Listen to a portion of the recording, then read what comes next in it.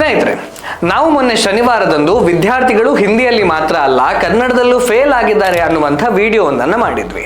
ಇದಕ್ಕೆ ನಮ್ಮ ಎಕ್ಸ್ ಖಾತೆಯಲ್ಲಿ ಸೋ ಕಾಲ್ಡ್ ಭಾಷಾ ಸಂಘಟನೆಗಳ ಹೋರಾಟಗಾರರು ಮಾಡಿರುವಂತಹ ಕಮೆಂಟ್ಗಳು ಅವರ ಭಾಷಾ ಪ್ರಯೋಗವನ್ನ ನೋಡ್ತಾ ಹೋದ್ರೆ ಅವರ ಹೋರಾಟದ ಲೆವೆಲ್ ಹೇಗಿದೆ ಅನ್ನೋದು ನಮ್ಮ ಕಣ್ಣ ಮುಂದೆ ಬಂತು. ನಾಲಗೆ ತನ್ನ ಕುಲವನ್ನ ತಿಳಿಸ್ತದೆ ಅಂತ ಒಂದು ಗಾದೆ ಇದೆಯಲ್ಲ, ಹಾಗೆ. ಈಗ ವಿಷಯಕ್ಕೆ ಬರುವ. ಕಳೆದ ಶೈಕ್ಷಣಿಕ ವರ್ಷದಲ್ಲಿ ಕನ್ನಡ ಭಾಷೆಯಲ್ಲಿ 5ರಲ್ಲಿ ಒಬ್ಬ ವಿದ್ಯಾರ್ಥಿ ಫೇಲ್ ಆಗಿದ್ದಾನೆ ಅನ್ನೋದನ್ನ ನಾವೇನು ಹೊಸದಾಗಿ ಸೃಷ್ಟಿ ಮಾಡಿ ಹೇಳಿದ್ದಲ್ಲ, ಇರುವ ಸತ್ಯವನ್ನೇ ಹೇಳಿದ್ದು. ಕನ್ನಡ ನಮ್ಮ ರಾಜ್ಯದ ಆಡಳಿತ ಭಾಷೆ. ಕೆಲವೊಂದು ಜಿಲ್ಲೆಗಳನ್ನು ಹೊರತುಪಡಿಸಿದರೆ ಬಹುತೇಕ ಜಿಲ್ಲೆಗಳ ಮಾತೃಭಾಷೆ, ಅಂದರೆ ಮನೆಯಲ್ಲಿ ಮಾತನಾಡುವ ಭಾಷೆ ಕೂಡ ಹೌದು. ಆದರೂ ಕನ್ನಡದಲ್ಲಿ ಇಷ್ಟೊಂದು ದೊಡ್ಡ ಸಂಖ್ಯೆಯಲ್ಲಿ ವಿದ್ಯಾರ್ಥಿಗಳು ಫೇಲ್ ಆಗಲು ಕಾರಣ ಏನು? ಕಾರಣ ಬೇರೇನೂ ಅಲ್ಲ, ಶಿಕ್ಷಕರ ಕೊರತೆ, ಜೊತೆಗೆ ಇರುವ ಶಿಕ್ಷಕರಲ್ಲಿ ಬೋಧನಾ ಸಾಮರ್ಥ್ಯದ ಕೊರತೆ. ಶಿಕ್ಷಕರ ಕೊರತೆಯನ್ನು ನೀಗಿಸಲು ಸರ್ಕಾರ ಯಾವ ರೀತಿಯ ಕ್ರಮಗಳನ್ನು ಕೈಗೊಂಡಿದೆ? ಈ ಪ್ರಶ್ನೆಗಳನ್ನ ರಾಜ್ಯದ ಜನತೆ ಕೇಳಬೇಕಲ್ಲ. ರಾಜ್ಯದ ಶಿಕ್ಷಣ ವ್ಯವಸ್ಥೆಯಲ್ಲಿ ತೃತೀಯ ಭಾಷೆಯನ್ನ ರದ್ದು ಮಾಡುವ ಮೂಲಕ ದ್ವಿಭಾಷಾ ನೀತಿಯನ್ನ ಜಾರಿಗೆ ತರಲು ರಾಜ್ಯ ಕಾಂಗ್ರೆಸ್ ಸರ್ಕಾರ ಮುಂದಡಿ ಇಡ್ತಾ ಇದೆ. ತೃತೀಯ ಭಾಷೆಯ ಅಡಿಯಲ್ಲಿ ಕೇವಲ ಹಿಂದಿ ಮಾತ್ರ ಬರ್ತದೆಯಾ? ಇಲ್ಲ, ಉರ್ದು, ತಮಿಳು, ತೆಲುಗು, ಸಂಸ್ಕೃತ, ಮರಾಠಿ, ಹಾಗೆ ಕರ್ನಾಟಕದಲ್ಲಿಯೇ ಇರುವಂತಹ ತುಳು, ಕೊಂಕಣಿ, ಬ್ಯಾರಿ ಭಾಷೆ ಕೂಡ 3ನೇ ಭಾಷೆಯ ಅಡಿಯಲ್ಲಿ ಬರ್ತದೆ. ಸಂಸ್ಕೃತ ಅಥವಾ ಉರ್ದುವನ್ನ ಪ್ರಥಮ ಭಾಷೆಯಾಗಿ ತೆಗೆದುಕೊಳ್ಳುವವರಿಗೆ ಕನ್ನಡ ಕೂಡ ತೃತೀಯ ಭಾಷೆಯಾಗಿರುತ್ತೆ. ಹಾಗಾದ್ರೆ ಇಲ್ಲಿ ರಾಜ್ಯದ್ದೇ ಭಾಷೆಗಳಾಗಿರುವಂತಹ ತುಳು, ಬ್ಯಾರಿ, ಕೊಂಕಣಿ ಹಾಗೆ ಕನ್ನಡಕ್ಕೆ ಕೂಡ ಅನ್ಯಾಯ ಆಗಿಲ್ವಾ? ಸದ್ಯಕ್ಕೆ ಈ ಪ್ರಶ್ನೆಗೆ ಉತ್ತರ ನಮ್ಮ ಸರ್ಕಾರದ ಬಳಿ ಇಲ್ಲ. ನೆರೆಯ ಕೇರಳ ರಾಜ್ಯದಲ್ಲಿ ತನ್ನ ರಾಜ್ಯ ಭಾಷೆಯಾದಂತಹ ಮಲಯಾಳಂ ಭಾಷೆಯನ್ನ ಕಡ್ಡಾಯ ಮಾಡುವಂತಹ ಬಿಲ್ ತರಲು ಹೊರಟಾಗ ನಮ್ಮ ಕರ್ನಾಟಕದ ಮುಖ್ಯಮಂತ್ರಿಗಳು ವಿರೋಧವನ್ನು ವ್ಯಕ್ತಪಡಿಸಿದ್ರು. ಇದು ಕೇರಳ ಕರ್ನಾಟಕದ ಗಡಿ ಭಾಗದಲ್ಲಿರುವಂತಹ ಕನ್ನಡಿಗರಿಗೆ ಮಾಡ್ತಾ ಇರುವಂತಹ ಅನ್ಯಾಯ ಅಂತ ಹೇಳಿದ್ರು. ಆದರೆ ಇವತ್ತು ಇವರು ಮಾಡಿದ್ದೇನು?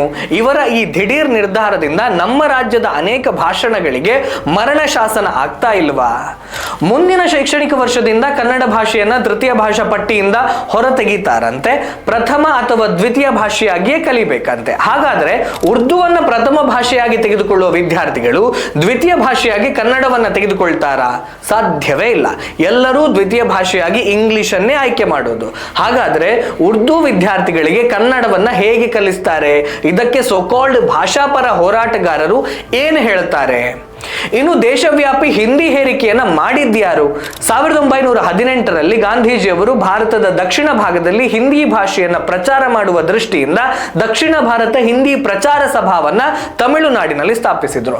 ಈ ಪ್ರಚಾರ ಸಭಾದ ಕಚೇರಿಗಳು ದಕ್ಷಿಣ ಭಾರತದಾದ್ಯಂತ ಈಗಲೂ ಇದೆ. 1968ರಲ್ಲಿ ಇಂದಿರಾ ಗಾಂಧಿಯವರ ಸರ್ಕಾರ ದೇಶದ ಶಿಕ್ಷಣ ವ್ಯವಸ್ಥೆಯಲ್ಲಿ ತ್ರಿಭಾಷಾ ಸೂತ್ರವನ್ನ ಜಾರಿ ಮಾಡಿತು. ಈ ತ್ರಿಭಾಷಾ ಸೂತ್ರದ ಪ್ರಕಾರ ಭಾರತದ ದಕ್ಷಿಣ ಭಾಗದಲ್ಲಿ ಹಿಂದಿಯನ್ನ 3ನೇ ಭಾಷೆಯಾಗಿ ಅಳವಡಿಸಲಾಯಿತು. ತ್ರಿಭಾಷಾ ಸೂತ್ರವನ್ನ ಜಾರಿ ಮಾಡಿ ದೇಶದಾದ್ಯಂತ ಹಿಂದಿ ಹೇರಿಕೆ ಮಾಡಿದ್ದು ಕಾಂಗ್ರೆಸ್.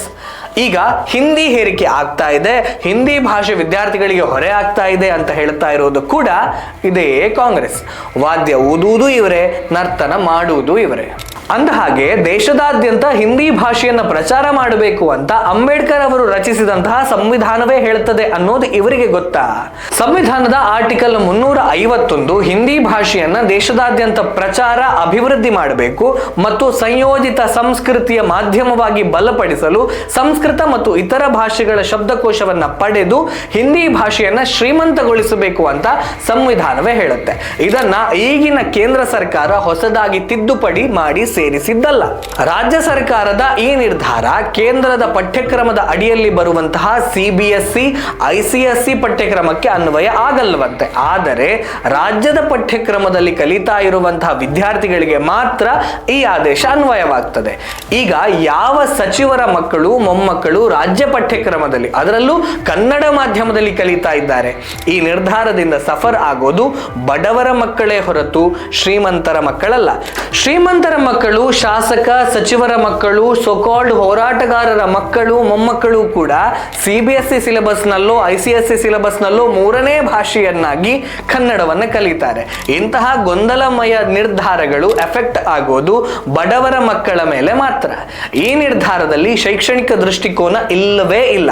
ಸರಿಯಾಗಿ ಓದದ ವಿದ್ಯಾರ್ಥಿಗಳಿಗೆ ಹಿಂದಿ ಮಾತ್ರ ಅಲ್ಲ, ಕನ್ನಡ ಭಾಷೆ ಕೂಡ ಹೊರೆಯೇ. ಇಂಗ್ಲಿಷ್, ಗಣಿತ, ವಿಜ್ಞಾನ ವಿಷಯಗಳು ಕೂಡ ಕಬ್ಬಿಣದ ಕಡಲೆಯಾಗಿಯೇ ಇರುತ್ತೆ. ಹಿಂದಿ ಭಾಷೆಗಿಂತ ಹೆಚ್ಚಾಗಿ ಬೇರೆ ಸಬ್ಜೆಕ್ಟ್ಗಳಲ್ಲೇ ಹೆಚ್ಚು ಅನುತ್ತೀರ್ಣಗಳು ಪ್ರತಿ ವರ್ಷ ಕಂಡು ಬರ್ತದೆ. ಈ ಕಾರಣಕ್ಕೆ ಎಲ್ಲ ಸಬ್ಜೆಕ್ಟ್ಗಳಿಗೂ ಮಾರ್ಕ್ಸ್ ಕೊಡುವುದಿಲ್ಲ, ಗ್ರೇಡ್ ಮಾತ್ರ ನೀಡಲಾಗ್ತದೆ. ಹಾಗಾಗಿ ಪರೀಕ್ಷೆಗೆ ಹಾಜರಾದ್ರೆ ಮಾತ್ರ ಸಾಕು, ಪಾಸ್ ಮಾಡ್ತೇವೆ ಅನ್ನುವಂತಹ ನಿರ್ಧಾರವನ್ನ ಸರ್ಕಾರ ತೆಗೆದುಕೊಳ್ಳಲಿಕ್ಕೆ ಸಾಧ್ಯ ಇದೆಯಾ? ಈಗಿನ ಶಿಕ್ಷಣ ಸಚಿವರಿದ್ದಾರಲ್ಲ, ಅವರು ಈ ನಿರ್ಧಾರವನ್ನು ಕೂಡ ತೆಗೆದುಕೊಳ್ಳಲಿಕ್ಕೆ ಸಾಧ್ಯ ಇದೆ.